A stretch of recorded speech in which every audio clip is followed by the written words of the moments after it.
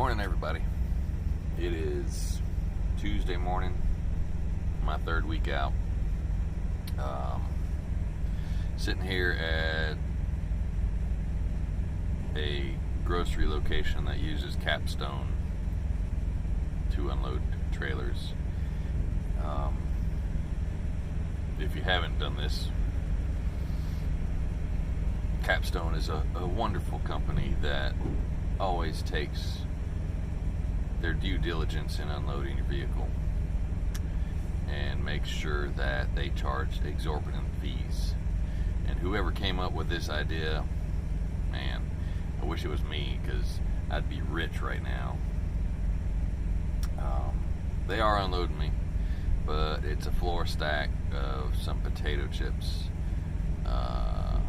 For somebody I used to work for, I could have done this trailer in 2 hours. It's showing 3 hours on the unload time for the schedule, supposedly. So I get to sit here and drink my coffee and eat my bananas for breakfast while I wait. Now, I tried to make this video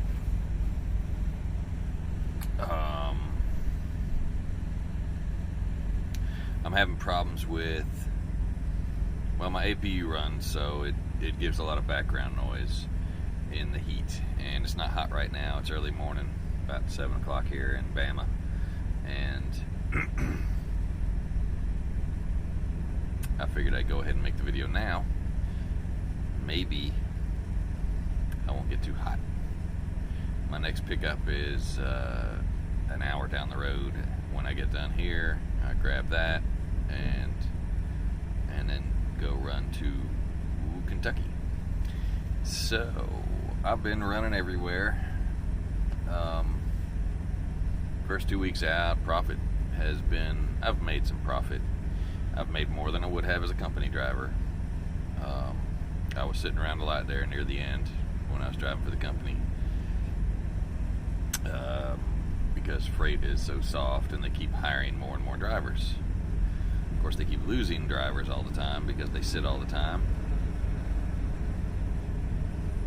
But what are you gonna do, right?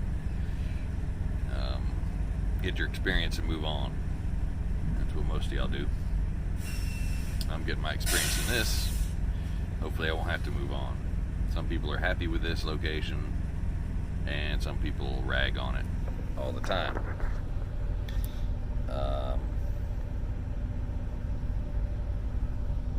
Anyway, so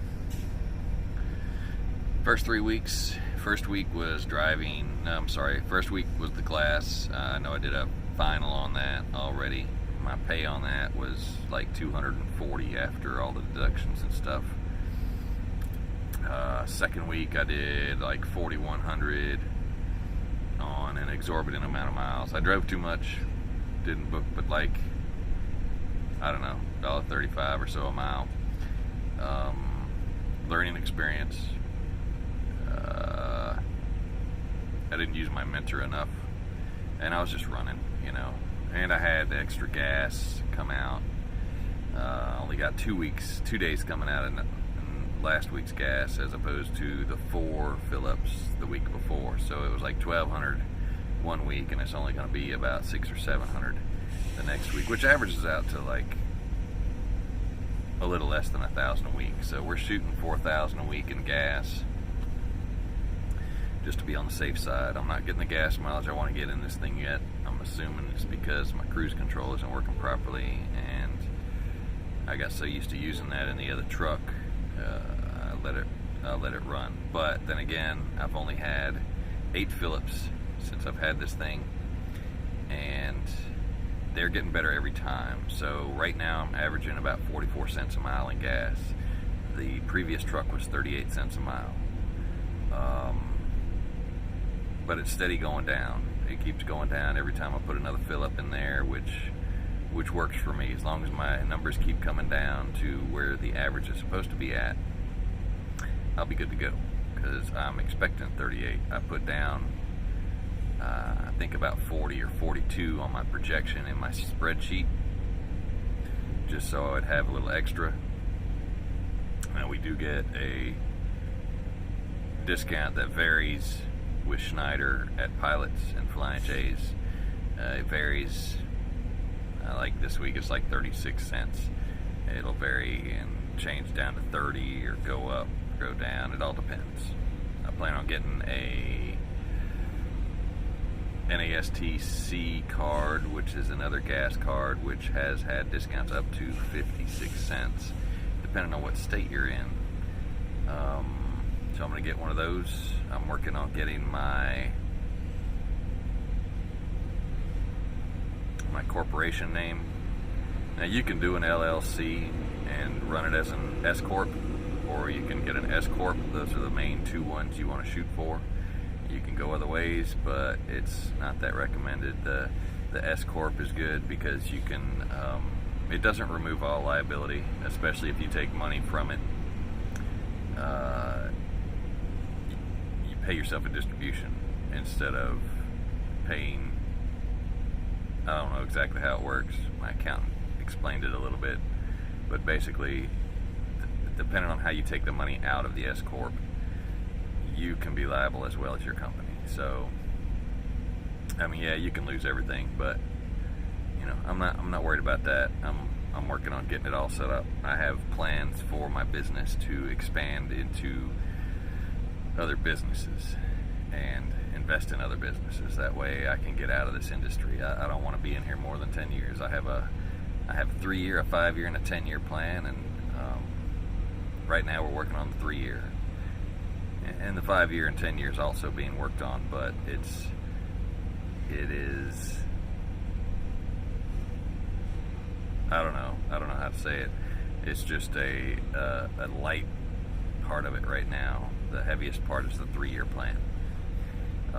Still learning the lanes. They're not, well, it depends on who you are, I guess. They're not really as complicated as you think. Well, I can't say that right now. I'm still only 3 weeks in, so I'm sure there's a lot more to these lanes than I know. But with the help from my mentor and what states to run in, it's helped me this week.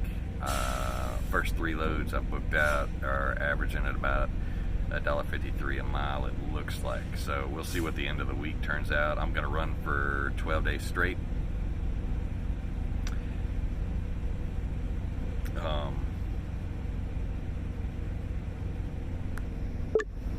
I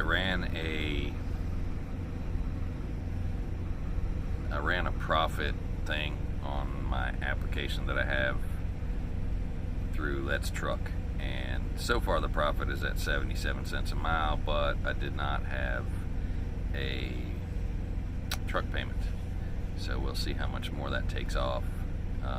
But I will be running harder, or longer. I've got to work smarter, not harder. So the more pay you get for the amount of miles you're running is what you're looking for. I've seen guys out there running. There was one guy that told me he books $1.60 a mile average. So I figure, hey, if I can keep that, then I'll be doing good. Now, the reason it's so low right now is I came out of my house, Savannah, Georgia area. There's nothing out there. I finished dropping a load in Valdosta and ran up in this direction. Grabbed a load from Perry, Georgia, and ran over here to Alabama, and then I'm going to Kentucky. But off of those 3 loads, the first load was like an average of $1.20, $1.30, I don't know, right around there. I think it was $1.30. And then the other 2 were they were well above $1.60, $1.70, $1.80, $1.90. But it averaged out to be $1.50 because of the coming out of a crap area. So if you live in an area where there's not a lot of freight, like Westminster, some other locations, you're going to have a rough time when you pull out, but you can make up for it once you're out on the road. That's why you need to run. I was hoping I could be home every weekend, or maybe run past the house every couple of days, because my idea was, it's Savannah. there's got to be freight in Savannah. It's a port city. No, there's no, unless you're running containers or something, there's no freight there. It's all sitting in warehouses, basking in all its glory, waiting for us to pick it up when we finally get the pickup. Anyway, so doing good so far. I'll give a better update later on. I'm actually going to shoot for what my mentor had, which is 95 in 6 months for gross, which I'll make a decent net. I won't make what I want to make in the end, but I'll be making more than I was as a company, and I'll be making more than I was at the place I was before I decided to embark on this endeavor. Although I'll have to pay for my health insurance and a few other things that companies usually take care of, so I still think it'll be good. I don't have an issue with it right now, but a few things I ran into. So I checked those hubs when I got this truck, and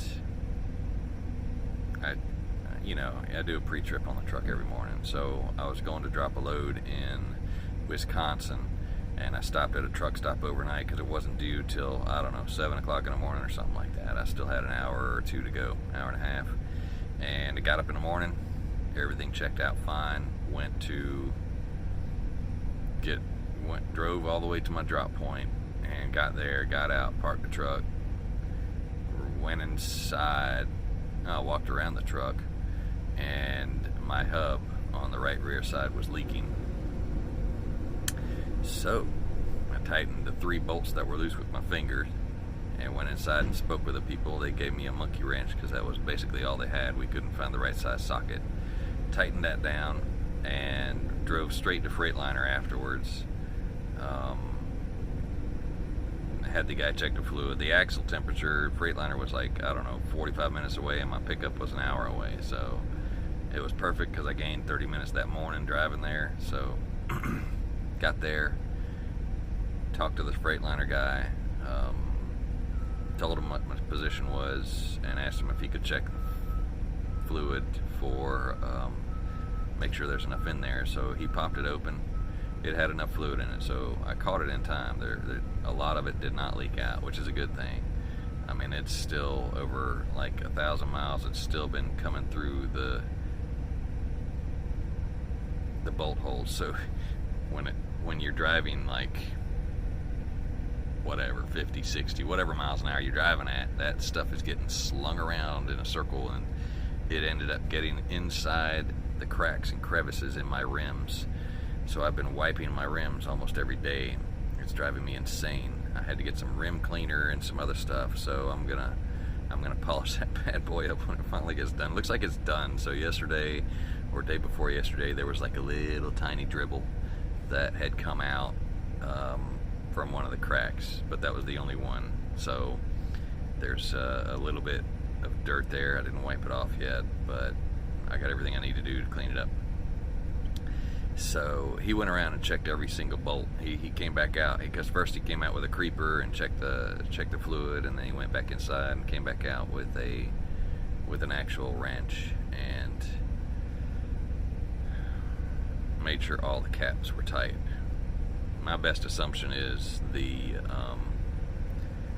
whoever put them on there was using a cheap but slightly effective air compressor, and went around the left side and then went to the right side.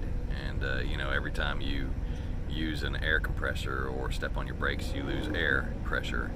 So he had enough air pressure in there to finish all 4 of them, but he didn't double tap them, which is what you really should do. So anyway, that issue is fixed. And the other issue is I have cruise control that's not working. It works, but when it shifts gears, it shuts off. So that's a known flaw in these when you first pick them up. They have to reprogram it or something like that. They gotta run in and do one thing to it or something. fix that. And then my radio control, my volume up and down isn't working in the left side of the steering wheel. But other than that, I don't know of anything else that I ran into. Can't think of nothing else. I mean, I had a couple of flat tires on trailers that they had to take care of, and that was about it. Standard stuff that happens in an everyday scenario driving a truck that will slow you down. So anyway, questions, comments, like, subscribe, all that good stuff. I'll go into more detail some other time on other stuff, like my revenue and stuff. I'll keep y'all up to date on some of it.